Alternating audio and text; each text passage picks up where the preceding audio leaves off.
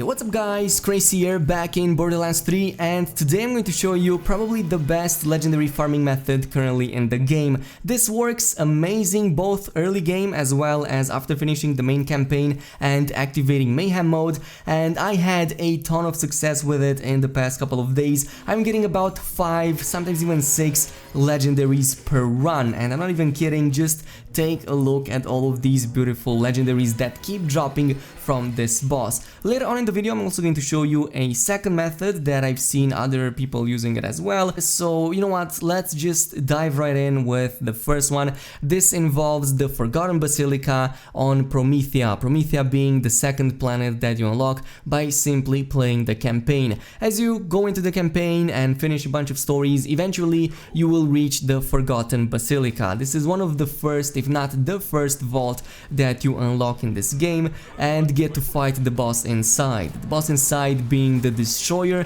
and he is the main source of loot. He drops about 3, 4, sometimes even 5 legendaries alone, and on top of him there's also a whole bunch of mobs that spawn around him. They can also drop their own legendaries, and on top of this all there's also the vault right behind him with like 4 chests that all have great chances to drop some really high-end loot. So this is by far the highest concentration of loot I've seen so far in the game. I don't think there's anything close to this, so correct me if I'm wrong, but the way I did this is I played with Flak, and the boss in this place has 3 phases. Of course, if you're playing on mayhem mode, he is going to be a little bit difficult to take on, but maybe just start with Mayhem 1 and then start going into 2 and 3 for even better chances at getting legendaries. But in this case I'm using a lot of elemental damage. As you can see, it deals a ton of damage to this boss, especially in the first 2 stages. So the way this works is that as the stages progress, he becomes even more powerful, he starts casting more destructive spells, and he can definitely take you on. But if you're careful enough, if you move all over the place, if you're using your abilities right, and if you have a rather decent build, you can definitely take him on in no time. And even more so, there's a bunch of mobs over here that you can take down for the second wind in case something goes wrong. So once you take down the boss, what you want to do is simply grab all of those legendaries that dropped on the ground, then go back in the room behind the vault door, and then grab all of the chests over there. You will also get some iridium from a couple of them, so also take that. And once you have done all of this, save quit into the main menu and restart the entire process. And the beauty about this is that there's also these 2 vendors over here, so you can come in, refill.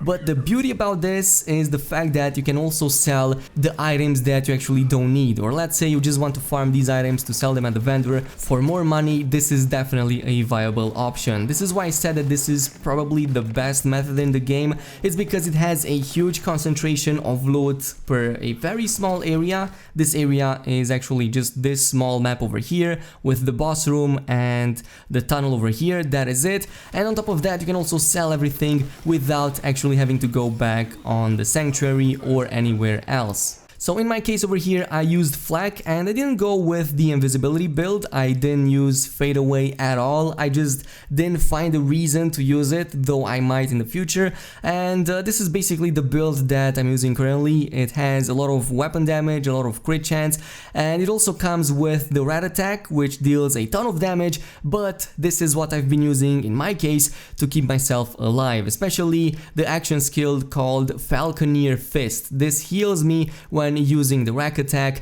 and it's just amazing. And I'm also using the other one called Rackcelerate, which increases my charges +1 and also reduces cooldown by 20%, which means that I can almost always heal myself to full HP by simply using these 2, and the rest of the skills over here are just towards straight out damage. But of course this build can be further improved. Now in terms of weapons, as I was saying, I'm using a ton over here that deal as much damage as possible. So I have a bunch of weapons over here that, as you can see, deal a ton of damage, but you don't need to have something so overpowered. This is Mayhem 3, I believe, so yeah, it is going to be a little bit crazy on Mayhem 3, but if you're starting with 1 or even the regular mod, you're still going to have a ton of loot dropping for you. Now on top of this, there's a secondary method that I've seen other people using, and I definitely use this as well, and this one involves the third planet planet called Athenas. So Athenas has a nice little legendary hunt over here that you can do with a creature almost called Chupacabra. So this is Chupacabrach. This is the location where you can find it. So it's rather in the middle of the entire map. You kind of have to start from here, come all the way to this bridge over here where you will find a save point, and from here on is where you will start your actual farming. Go into the main room that holds the mini boss, take him down, take the loot, and redo the entire process again and again. The reason I'm not doing this method anymore, and the reason I'm finding it not as great as the other one,